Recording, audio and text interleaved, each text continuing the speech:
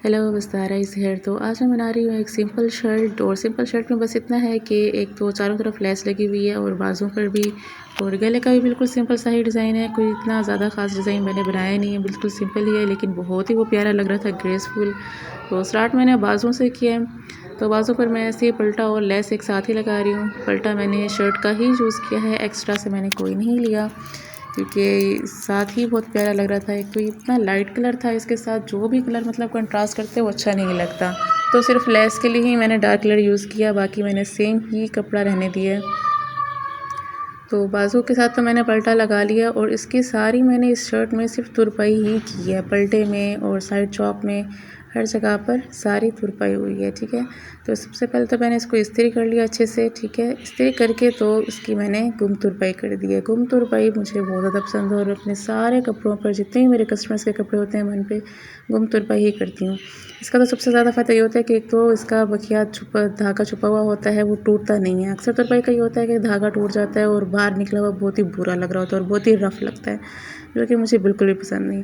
तो मैं ये प्रेफर करती हूँ कि गुम तुरपाई किया करें। ये बहुत ही नफीस और साफ़ सुथरी होती है और टूटता भी नहीं है धागा, और नीचे से भी बहुत खूबसूरत लगती है, मतलब ऊपर से भी इसकी सफाई होती है, और इतना ग्रेसफुल और इतना नीट लग रहा होता है कि कपड़े की एक लुक निकल आती है।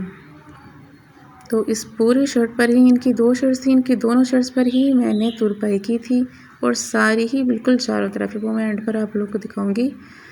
तो ये मैंने इसके सारे गुम तुरपाई कर दिए। बाजू की, दोनों बाजू की एक मैंने पहले ही बना लिया था और एक मैंने अब बना लिया है, ये भी। और ये देखें, इसका ये बहुत ही साफ़ सुथरा नज़र आता है, ऊपर से भी धागा नज़र नहीं आ रहा होता, और लाइट कलर्स में तो सिलाई बिल्कुल वैसे भी अच्छी नहीं लगती। तो अब है गला। गले के लिए मैंने पहले तो कमीज़ को उल्टा करके रख दिया। ठीक है, सीधी साइड मैंने नीचे को रखी है और उल्टी साइड ऊपर को। सेंटर लाइन मैंने इसकी इस तरह से बना ली थी, एक दफ़ा मैं दोबारा ही इसको सेंटर लाइन पे निशान लगा लेती हूँ। ये है इसका सेंटर। तो अब गले की जो विड्थ है वो है 7 इंच। तो 7 इंच पर मैं इसकी गले की विड्थ का मैंने साइज़ लगा दिया, और जो गले की डेप्थ है, 1/2 इंच मार्जिन छोड़ के गले की जो डेप्थ है वो है 7 इंच। 7 इंच पर भी ये निशान मैं लगा दूँगी। उसके बाद मैंने बुकरम का ही गला काट के मैंने पहले ही रख दिया था, सेम इसी साइज़ का ही, 7 इंच चौड़ाई और 7 इंच गहराई गले की, और 3 इंच का मैंने फ्रंट का स्लिट काटा है, जो कि बहुत प्यारा लगता है कटा हुआ। ठीक है, गला में सिंपल भी नहीं लगता और थोड़ा सा हल्का सा डिज़ाइन भी आ जाता है। इसके ऊपर मैं बटन्स भी लगा दूँगी। तो ये मैंने गले के ऊपर ही लगा दिया है। इसको मैंने एक्स्ट्रा से, क्योंकि मैंने इसकी पाइपिंग करनी है, इसलिए मैं इसको कमीज़ के ऊपर ही लगा रही हूँ। वरना ये होता है कि एक्स्ट्रा कपड़ा लेकर उस पर बुकरम को चिपका के फिर शर्ट के ऊपर लगाया जाता है। तो इसमें मैंने ऐसा कुछ नहीं किया। इसमें मैंने, क्योंकि पाइपिंग लगानी है और गला बहुत मतलब लाइट वेट रहे, बहुत मोटी पट्टी भी ना बने, तो उसके लिए ये बेस्ट तरीका होता है। 0.4 जितना मैं मार्जिन काट के कपड़ा इसका छोड़ दूँगी। ठीक है, जो कि सिलाई के अंदर चला जाएगा।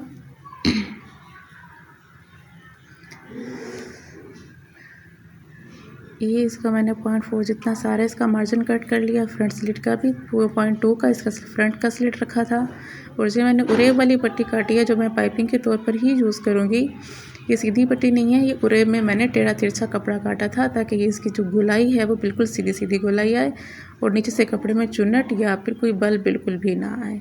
बिल्कुल ही सॉफ्ट हाथों से मैं इसको लगाऊंगी, कि कपड़ा जो उरेब वाला होता है इसमें थोड़ा सा भी दबाव डालने से कपड़ा ख़राब हो जाता है। एक तो उसमें चुन्नट आने लग जाती है, या फिर वो खिंच जाता है, जो कि बहुत ही फिर उसकी सारी ही नफासत ख़त्म हो जाती है, तो वो सही नहीं रहता। तो इसके लिए सबसे ज़्यादा ज़रूरी यही था कि एक तो कपड़े को उरेब में काटा जाए, और दूसरा उसको बिल्कुल ही नरम हाथों से पकड़ के करना है, कि थोड़ा सा भी कपड़े के ऊपर दबाव ना आए, ना कि नीचे वाला कपड़ा खिंचा हुआ हो और ना ही ऊपर वाला कपड़ा। तो फ्रंट का स्लिट हमने 3 इंच का काटा था मैंने, उसके पर वहीं तक ही मैंने इसका सिलाई को रोक दिया है, और वहीं से ही मैं आगे मुड़ के दूसरी तरफ का भी निशान लगा दूंगी। ये मैंने दूसरी तरफ से भी सीना शुरू कर दिया है, और ये भी सेम इसी तरह से ही बिल्कुल आराम से ही कपड़े को पकड़ना है, कि थोड़ा सा भी ना आए। कोई नोकीली चीज़, जैसे कि आपके पास कटर हो या रिपर हो, कुछ भी हो जाए, उससे कपड़े को सेट करती जाए। ठीक है, ताकि चुनट भी ना आए और कपड़ा भी बिल्कुल अपने जाए। जो मशीन का फुट होता है यही कपड़े को सेट कर देता होता है, हमें मज़ीद खींचने की ज़रूरत नहीं होती, क्योंकि जब ये कपड़ा फुट चल रहा होता है मशीन का, ये भी खिंचाव पैदा कर रहा होता है। ये इसके मैं नीचे की तरफ स्लिट में कट लगा दूँगी ताकि जब इसको फोल्ड करें तो फोल्डिंग में कोई भी चुनट या बल ना आए। बिल्कुल बारीक सी हमने 1 सेंटीमीटर का ही मैंने इसकी पाइपिंग रखी है, इतनी सी ही सिर्फ विजिबल होगी और बिल्कुल इसके साथ साथ ही सिलाई करनी है, ठीक है। इसके ना तो पाइपिंग के ऊपर सिलाई जाए और ना ही नीचे एक्स्ट्रा से नज़र आए, बिल्कुल साथ साथ सिलाई होगी। ये मैं आपको जूम करके भी दिखाऊंगी। और इसको बिल्कुल नीचे से कपड़े को ख्याल रखना है कि नीचे से कपड़ा बहुत एक्स्ट्रा ना आ जाए और बिल्कुल बराबर ही जो हमारा 1 फुट है, 1 फुट जितना ही हमारा, जिसे कहते हैं कि 1 पाँव का बखिया, 1 पाँव के बखिए पर ही हमारा सारा का सारा सिलाई आ रही है।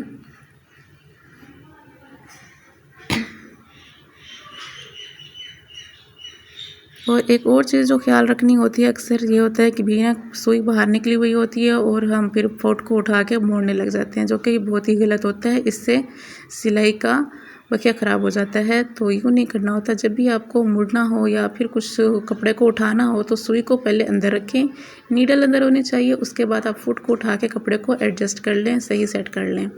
इससे ये होता है कि बिल्कुल भी ना तो सिलाई में वक्फा आता है, ख़राब होती है, बखिया भी ठीक रहता है और सारा का सारा साफ़ भी हो सफाई से सिलाई होता है।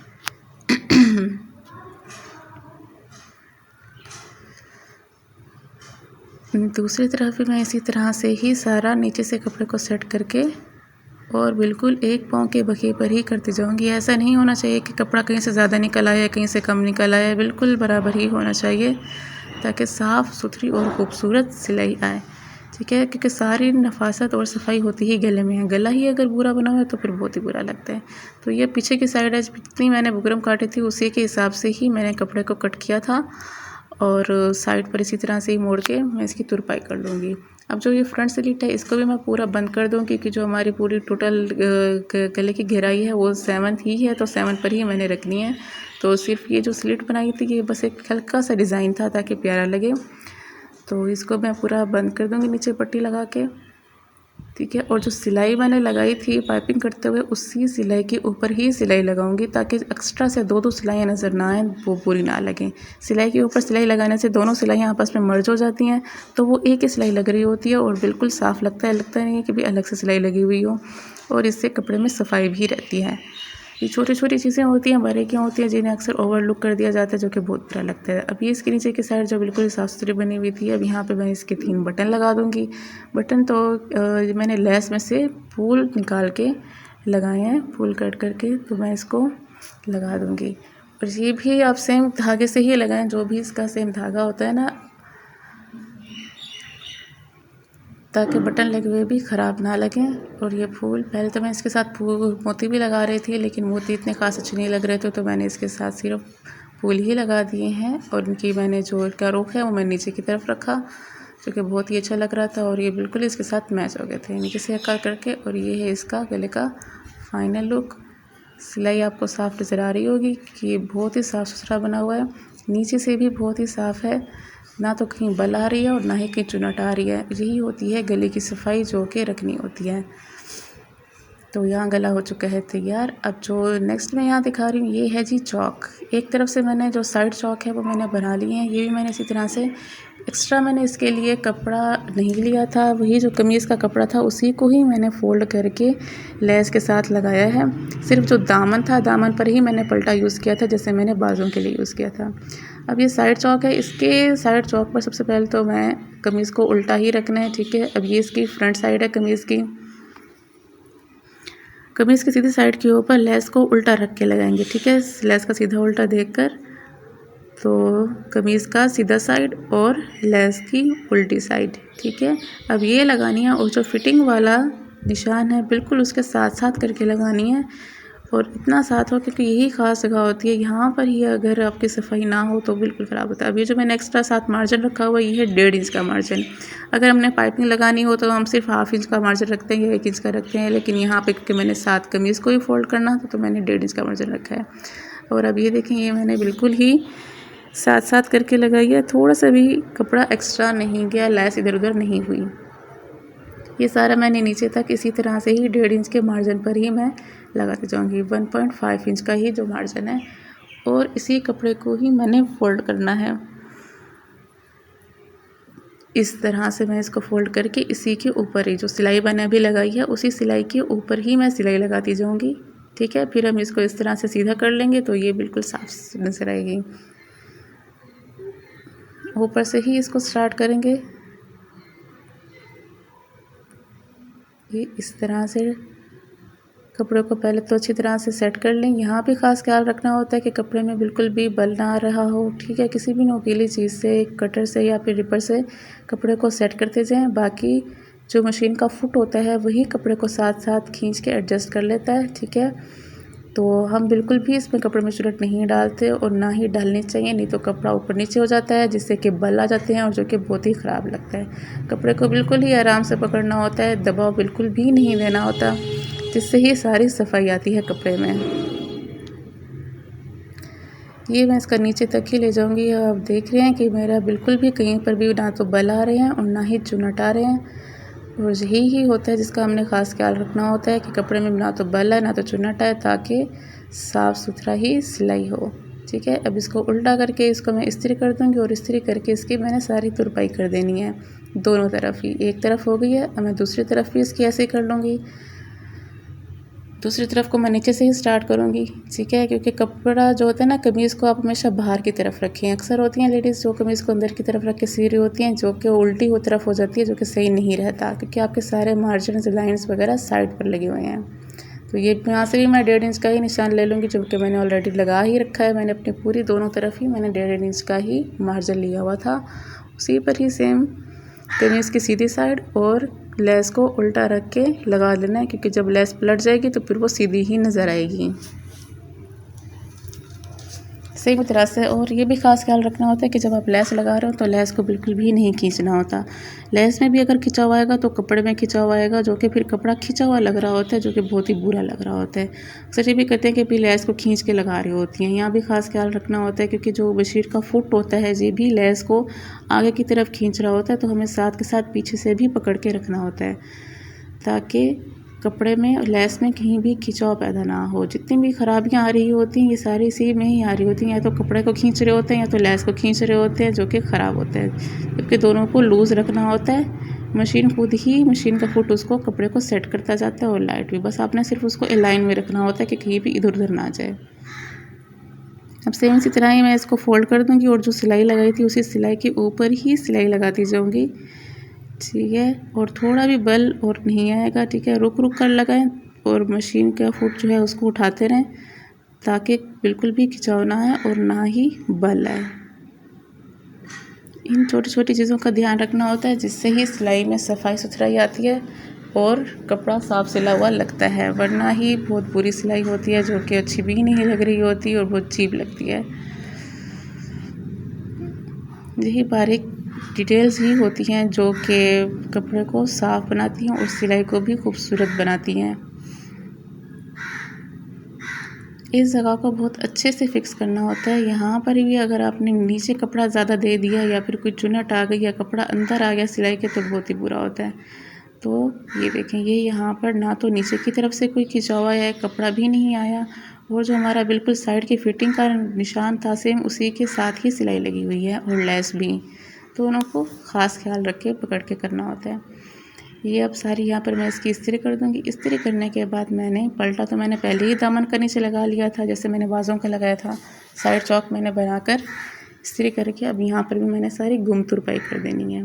पूरे सूट में मैंने गुम तुरपाई की थी, साइड चौक पे, दामन पे, बाजुओं पर, हर तरफ ही गुम तुरपाई हुई हुई है। सिर्फ जो सिली हुई है कमीज़ वो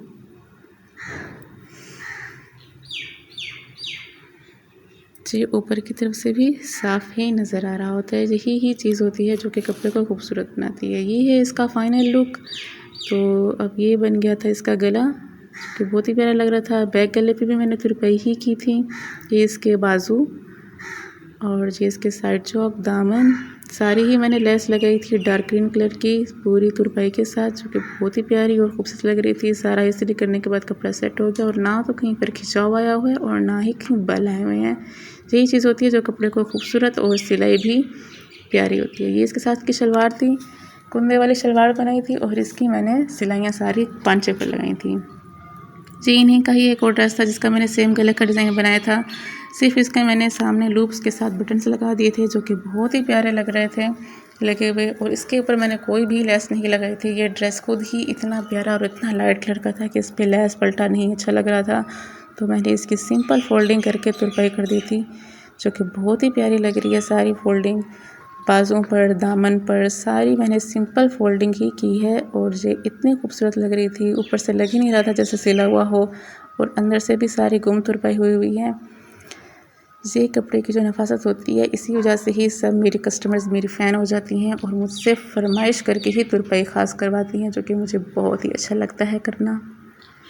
और ये इसके साथ की शलवार है, और इसकी भी मैंने कुदने वाली शलवार बनाई थी और 1 इंच की पांचे की पट्टी रखी थी।